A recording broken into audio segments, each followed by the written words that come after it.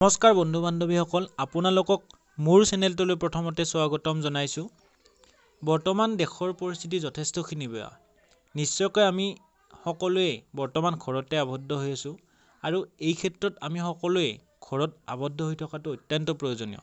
ইয়াৰ লগতে আমি যিবোৰ কেণ্ডিডেটে বিভিন্ন ধৰণৰ এক্সামৰ বাবে প্ৰিপাৰেশ্যন কৰি আছোঁ, আমাৰ কাৰণে এইকেইদিন ঘৰত যথেষ্টখিনি সময় পোৱা গৈছে। আপোনালোকৰ মাজলৈ কেইটামান প্ৰশ্ন উত্তৰ লৈ মই আজি আহিছোঁ আলোচনা কৰিবলৈ। পলম নকৰাকৈ আজিৰ এই ছেশ্যনটো আৰম্ভ কৰোঁ বলক। যদি মোৰ ভিডিঅ'টো চাই আপোনালোকে ভাল পায়, তেতিয়াহ'লে এনেধৰণৰ নতুন জব ৰিলেটেড ভিডিঅ' পাবলৈ মোৰ চেনেল ছাবস্ক্ৰাইব কৰক। বলক আজিৰ এই ভিডিঅ'টো আৰম্ভ কৰোঁ। আজিৰ প্ৰথম প্ৰশ্নটো হ'ল যে কছাৰীসকলৰ প্ৰথম ৰাজধানী ক'ত আছিল? কছাৰীসকলৰ প্ৰথম ৰাজধানী আছিল ডিমাপুৰ। বাল্মীকি ৰামায়ণখন কোনে অসমীয়ালৈ অনুবাদ কৰিছিল? বাল্মীকি ৰামায়ণখন প্ৰথমতে মাধৱ কন্দলীয়ে অসমীয়ালৈ অনুবাদ কৰিছিল। চুকাফাৰ সমসাময়িক ৰজাজনৰ নাম কি? সেইটো হ'ল বিচাৰপতিকা। নেক্সট প্ৰশ্নটো হ'ল অসমৰ সৰ্বপ্ৰথম বুৰঞ্জী কোনে লিখিছিল? অসমৰ সৰ্বপ্ৰথম বুৰঞ্জী লিখিছিল আহোমসকলে। কোনজন আহোম ৰজাৰ দিনত মোৱামৰীয়া বিদ্ৰোহ হৈছিল? স্বৰ্গদেউ লক্ষ্মীসিংহৰ দিনত মোৱামৰীয়া বিদ্ৰোহ আৰম্ভ হৈছিল। নেক্সটটো হ'ল আহোমসকলৰ অহাৰ আগত অসমত কোন ৰজাই ৰাজত্ব কৰিছিল? আহোমসকল অহাৰ আগত অসমত ৰাজত্ব কৰিছিল কোচ ৰজাই। নেক্সট প্ৰশ্নটো হ'ল শ্বিলং কেতিয়াৰ পৰা অসমৰ ৰাজধানী হয়? 1964 চনৰ পৰা শ্বিলং অসমৰ ৰাজধানী হয়। নেক্সট প্ৰশ্নটো হ'ল আহোমসকল প্ৰথম ৰজাজনৰ নাম কি? আহোমসকলৰ প্ৰথম ৰজাজনৰ নাম হ'ল চুকাফা। নেক্সটটো হ'ল আহোমসকলে ক'ত ৰাজধানী পাতিছিল? আহোমসকলে ৰাজধানী পাতিছিল চৰাইদেউত। হেমচৰস্বতী কি গ্ৰন্থ ৰচনা কৰিছিল? হেমচৰস্বতীয়ে প্ৰহ্লাদ চৰিত গ্ৰন্থখন ৰচনা কৰিছিল। প্ৰশ্নটো এনেকৈ আহিব পাৰে যে প্ৰহ্লাদ চৰিত গ্ৰন্থখন কাৰ?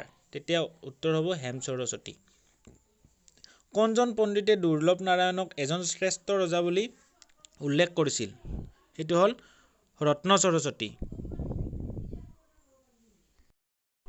নেক্সট প্ৰশ্নটো হ'ল চিপাহী বিদ্ৰোহ কিমান চনত সংঘটিত হৈছিল?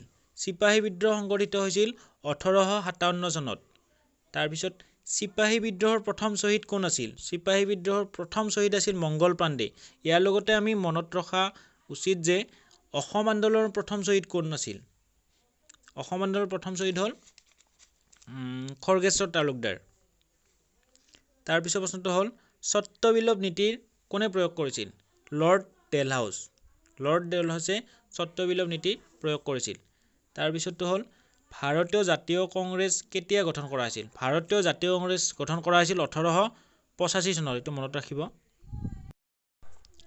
নেক্সট প্ৰশ্নটো হ'ল ৰজত ৰংগিনীৰ লিখক কোন?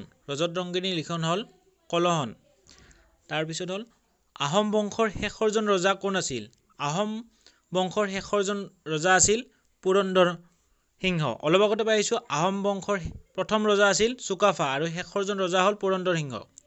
তাৰপিছত শৰাইঘাটৰ যুদ্ধ কেতিয়া সংঘটিত হৈছিল? শৰাইঘাটৰ যুদ্ধ সংঘটিত হৈছিল 1671 চনত। তাৰপিছত অসমৰ ভাৰতীয় জাতীয় কংগ্ৰেছৰ বাৰ্ষিক অধিৱেশন কেতিয়া হৈছিল? অসমৰ ভাৰতীয় জাতীয় কংগ্ৰেছৰ অধিৱেশন অনুষ্ঠিত হৈছিল 1926 চনত। নেক্সট প্ৰশ্নটো হ'ল কোন চনত চুতীয়া ৰাজ্য পতন ঘটিছিল? চুতীয়া ৰাজ্য পতন ঘটিছিল 1523 চনত। তাৰপিছত চুতীয়াসকলৰ ৰাজধানী ক'ত আছিল? চুতীয়াসকলৰ ৰাজধানী আছিল শদিয়াত। তাৰপিছত কোনজন চুতীয়া ৰজাৰ দিনত চুতীয়া ৰাজ্যখন পতন হয়? নীতিপাল ৰজাৰ দিনতে চুতীয়া ৰাজ্যখন পতন হয়।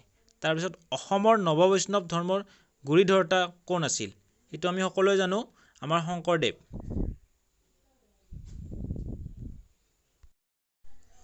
আৰু এইকেইটা প্ৰশ্ন হ'ল যে চুকাফা কোন চনত ৰাজপথত আহিছিল? আমি সকলোৱে জানো 1228 চনত। তাৰপিছত আহোম